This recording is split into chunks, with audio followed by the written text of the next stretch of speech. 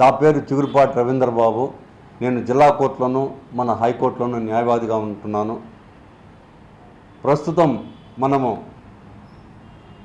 తాజా ఎన్నికల్లో మన ఆంధ్రప్రదేశ్ సోదరీమణులు వారి యొక్క ఓటు అనే ఆయుధాన్ని ఉపయోగించుకొని గొప్ప అద్భుతమైనటువంటి విజయాన్ని పొందటం మరి చాలా ప్రశంసనీయమైన విషయం. మరి ఈ సందర్భంగా సోదరీమణులందరికీ మా న్యాయవాదుల తరపున అభినందనలు, అభివందనములు. అలానే మరి ఈ నెలలో జరగబోయే 12వ తేదీన మరి ఆంధ్రప్రదేశ్ నూతన ప్రభుత్వ ప్రమాణ స్వీకారోత్సవ వేడుక సందర్భంగా మరి అందరికీ కూడా మా శుభాకాంక్షలు. ఇంకొక విషయం ఏంటంటే, మరి మనకి నూతన గవర్నమెంట్ రాకపోయే ముందు గత ప్రభుత్వంలో ఒక యాక్ట్ మనకు రావడం జరిగింది. అందరికీ తెలిసిన విషయమే. దాని పేరు ఏపీ ల్యాండ్ టైటిలింగ్ యాక్ట్. మరి ఈ యాక్ట్ ప్రజా వ్యతిరేకానికి గురైంది, అట్లానే చట్టవిరుద్ధమైంది.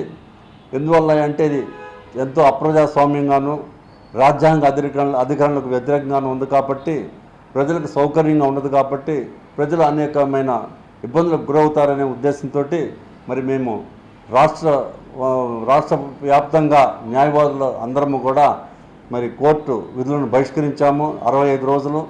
తద్వారా మరి అప్పుడు గవర్నమెంట్ రెస్పాండ్ కాకపోయినప్పటికీ ప్రతిపక్ష కూటమి వారు తప్పనిసరిగా గవర్నమెంట్ మారితే మేము ఈ యాక్ట్ని ఎట్టి పరిస్థితుల్లో కూడా కొనసాగించకాము, అలానే మేము రద్దు చేస్తామని కూడా వాగ్దానం చేయడం జరిగింది. అది చాలా శుభసూచకం. అది మరి అలానే మరి మనకి గవర్నమెంట్ మారటం జరిగింది.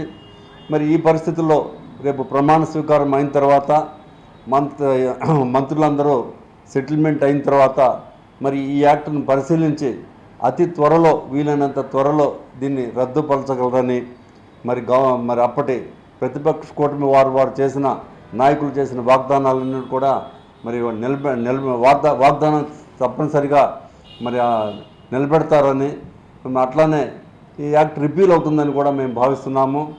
మరి ఈ సందర్భంగా మరి మేము నిన్న రాజధాని గ్రామాలను విజిట్ చేయడం కూడా జరిగింది. ఉద్దండరాయపాలెం దగ్గర మరి 2015లో మన ప్రధానమంత్రి మోడీ అక్కడ శంకుస్థాపన చేసి మరి భూమి పూజ కూడా నిర్వహించి అప్పుడు రాజధాని నిర్మాణానికి ప్రారంభోత్సవం గొప్పగా చేసి ఉన్నారు. అయితే మరి తర్వాత తెలిసిన విషయమే, రాజధాని పెద్దగా అనుకున్నంత ముందుకు అభివృద్ధి జరగలేదు. అప్పుడు ప్రభుత్వం కొన్ని అడుగులు ముందుకు వేసినప్పటికీ కూడా అప్పట్లో మళ్ళీ గవర్నమెంట్ మారినందువల్ల మారిన ప్రభుత్వం అంటే గత ప్రభుత్వం తగిన చర్యలు తీసుకోలేదు, స్టెప్స్ తీసుకోలేదు.